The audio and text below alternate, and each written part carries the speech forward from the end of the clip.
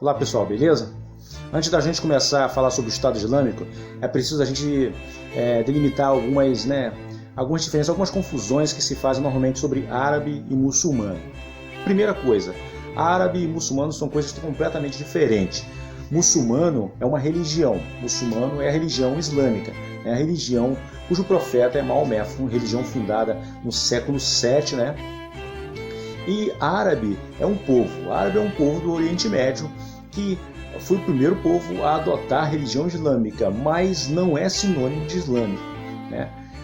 Existe muçulmano islâmico indonésio, iraniano, da Turquia, de várias etnias, né? Os turcos, por exemplo, foram donos de um grande império islâmico, muçulmano, mas eles não são árabes.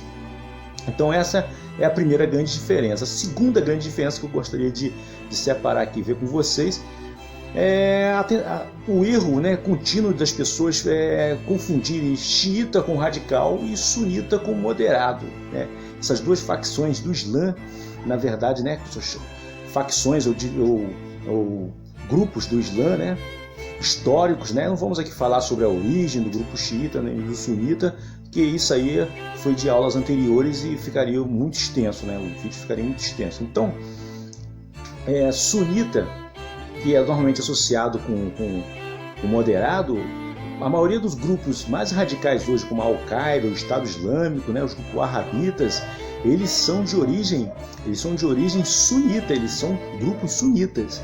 Essa confusão se faz porque os xiitas estão associados à Revolução Islâmica do Irã, que aconteceu em 1979. Em 1979, o Shah do Irã foi derrubado, né? O Shah, que tinha uma tendência mais ocidental, né? Um Estado laico, foi derrubado por um grupo, né? Por uma revolução islâmica que impôs a lei Sharia, a lei islâmica, né? Severa e radical. Esse grupo, por conta dessa revolução, os xiitas são associados ao radicalismo, beleza, pessoal? Para entender o assunto que nós vamos tratar aqui, o Estado Islâmico, é preciso entender, né, o contexto onde o Estado Islâmico surge, que é a ocupação do Iraque e a guerra na Síria. E também é preciso a gente entender um pouco da história do Iraque e um pouco, né, da história recente do Iraque e da história recente da Síria. E sua Constituição. A Constituição do Iraque, né, a Constituição étnica e religiosa do Iraque, a Constituição étnica e religiosa da Síria, né? Então, esse contexto, né, tanto da ocupação do Iraque, da história recente do Iraque e a ocupação do Iraque pelos Estados Unidos e a Primavera Árabe são de muita importância para entender o surgimento do Estado Islâmico. Então, esse conhecimento é fundamental para conhecer a origem do Estado Islâmico.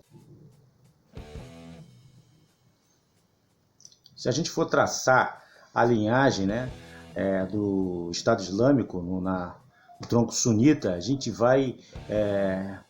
remete ao wahhabismo, né? O wahhabismo, como está escrito aí, é uma tendência religiosa, né, árabe que surgiu no século XVIII, né, no século XVIII para o século XIX.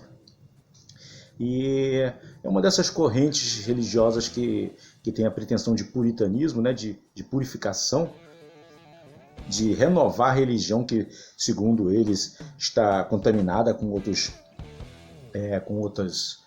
conceitos, né? Então, eles queriam retornar aquele islamismo puro, né, que se dizia puro, do século VII, né, ou seja, de mais de 1000 anos atrás. Então, uma corrente, daí que você vai ver que essa corrente é bem fundamentalista. Eles buscam uma tentativa de purificação, uma tentativa de criar um monoteísmo severo, né, mais radical. E no século XIX, eles se aliam com o clã dos sauditas, né? Tá o nome aí do líder do clã dos sauditas, né? Não vou pronunciar aqui, que é complicado para mim, para vocês também entender o meu árabe. Então, o líder do clã dos sauditas, eles se associam aos sauditas, que mais tarde viriam a constituir o Estado, né? A Arábia Saudita, né? Com a bênção dos ingleses. e é isso aí. Então vocês veem já que essa facção, né, fundamentalista antiga na região tem uma relação muito forte com a Arábia Saudita. E daí também vai surgir a Al-Qaeda e outros grupos sunitas e extremistas sunitas, né, com dessa mesma linhagem aí. Em 2003, né, os Estados Unidos invadem o Iraque, os Estados Unidos ocupam o Iraque, né, e logo após, né, derruba o ditador Saddam Hussein. Mas como era esse Iraque de Saddam Hussein? Né? O Iraque de Saddam Hussein existiu de 1979 até 2003, né? Ele era considerado um ditador, ele era da etnia sunita, então o governo era dos sunitas. Ele é do partido Baath, né? Um partido nacionalista que se desenvolveu desde a década de 50, 60, né? E década de 70, que também chegou ao poder na Síria com Bashar al-Assad. E os sunitas, né, como eu falei aqui, eles eram minorias, né? Esse grupo, além de nacionalista, o Estado iraquiano ele era laico. Não havia confusão como no Irã, né, da religião com a lei civil, com a lei, né, com o Estado. Então, coisa de Estado era uma coisa, religião era outra, diferente do Irã. E o Iraque era mais ou menos constituído de curdos sunitas, árabes xiitas e árabes sunitas. Os árabes sunitas são minorias, os curdos mais ou menos também é uma minoria. A maioria é xiita árabe, mas o governo o governo de Saddam Hussein era formado por sunitas. Então, os sunitas, né, que estavam no poder, eles tinham uma base de poder muito frágil. Normalmente um governo com a base de poder frágil, ele acaba tendendo a se radicalizar, se tornar um governo mais duro, mais autoritário. E era assim que Saddam Hussein agia contra as minorias, principalmente os curdos, né? Saddam Hussein, nos anos 80, foi acusado, ele utilizou, né? Ele agiu de forma muito repressiva contra os curdos. Os curdos, eles têm a pretensão de criar um Estado. Os curdos são uma etnia separada. Nessa divisão, nessa criação do Oriente Médio que a gente estudou, os curdos são um povo numeroso no Oriente Médio, mas que ficou sem Estado. Eles têm uma parte na Síria, uma parte no Iraque, outra parte na Turquia. Eles têm a pretensão de criar um separatismo, né? Criar um Estado no Iraque. Isso ia contra a política de Saddam Hussein, porque isso é prejudicial, ia perder território, né? O Iraque iria perder território, isso é péssimo, tanto política como economicamente. Então Saddam Hussein reprimia os curdos, né, de forma violenta, chegou até a usar a guerra química contra eles. E ele reprimia também os xiitas, né, porque os xiitas têm, mesmo os mais moderados, eles têm uma visão de que a religião e o poder político não se separam, né, não se separam, mesmo que não seja radical, mas não deve se separar. E isso ia contra o governo de Saddam Hussein, que tinha bases laicas, né? Estado laico não era coisa difícil, não era coisa incomum no mundo árabe. Na verdade, até bem comum. A Líbia de Gaddafi era laico, o Egito também é laico. Então isso era uma coisa bem comum.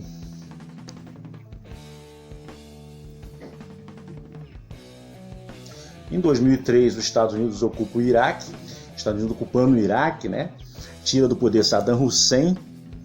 A princípio, essa invasão é saudada pela maioria xiita e pelos curdos, né? Que veem nessa invasão uma possibilidade de conseguir vingança contra os sunitas, né? Contra a minoria que oprimiu, ajudou o governo a oprimir eles por muito tempo, né?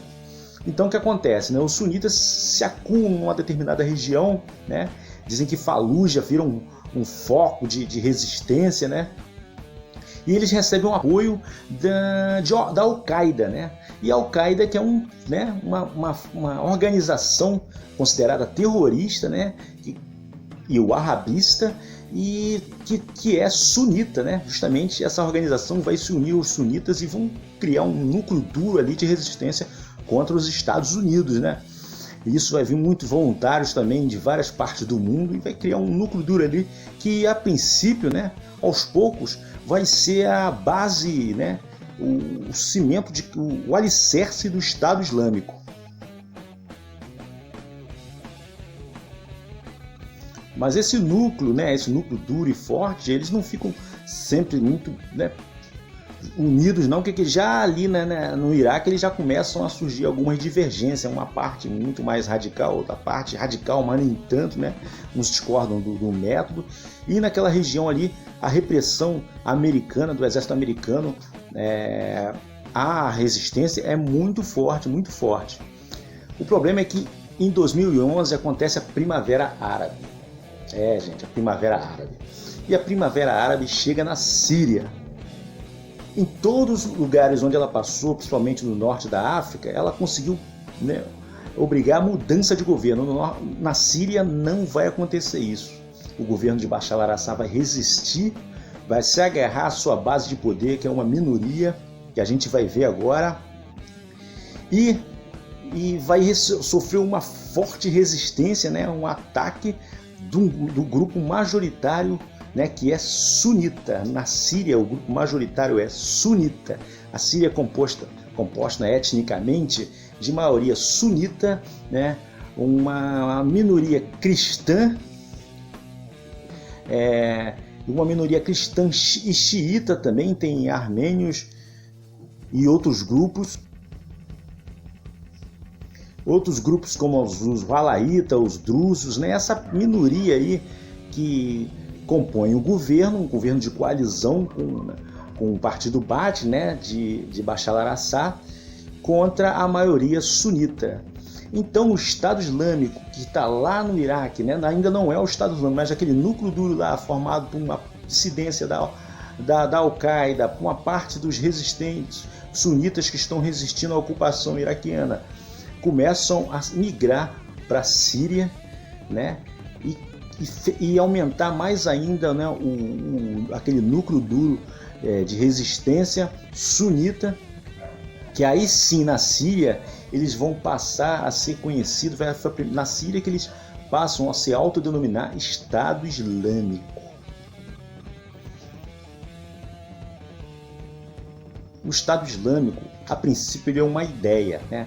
Não existe um Estado de fato que a gente possa dizer assim, eis aqui um Estado Islâmico. Não. Eles ocuparam algumas regiões na Síria, algumas regiões, né, no Iraque, mas um Estado realmente existente não existe, não é configurado, né? Não existe um território com governo, como a gente conhece, né, um Estado moderno instituído chamado Estado Islâmico. É apenas uma ideia.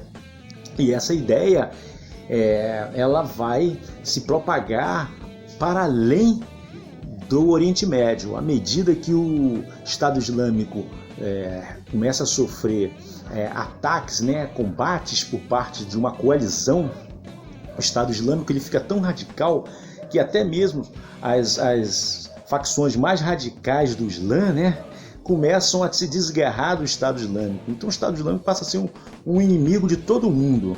Inimigo do Irã, xiita, inimigo do governo do Iraque, né, governo de coalizão, inimigo do Ocidente, né, dos Estados Unidos, da Europa, inimigo da Rússia, inimigo do governo da Síria, e assim vai.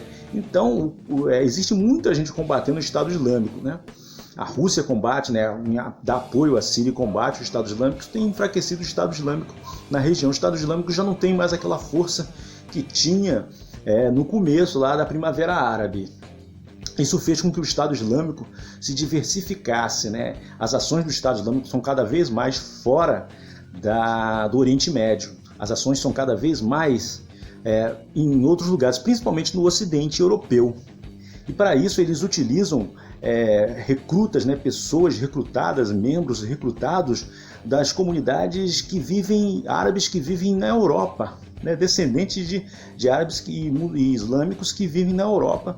E muitos deles não têm nem contato há muito tempo com a cultura islâmica, mas através da internet eles são recrutados e aderem a essa ideia aí.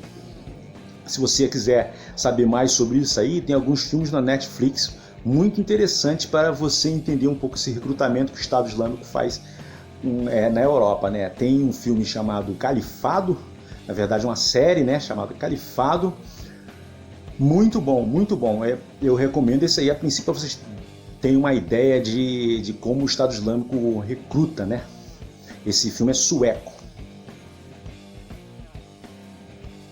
Então a gente fecha aí com a parte sobre o Estado Islâmico, né? Atualmente conhecido como ISIS, né? ISIS, né? O Daesh também. E a gente vai agora depois, no próximo capítulo, na próxima parte, abordar um pouco a guerra na Síria, né? E o resto da Primavera Árabe.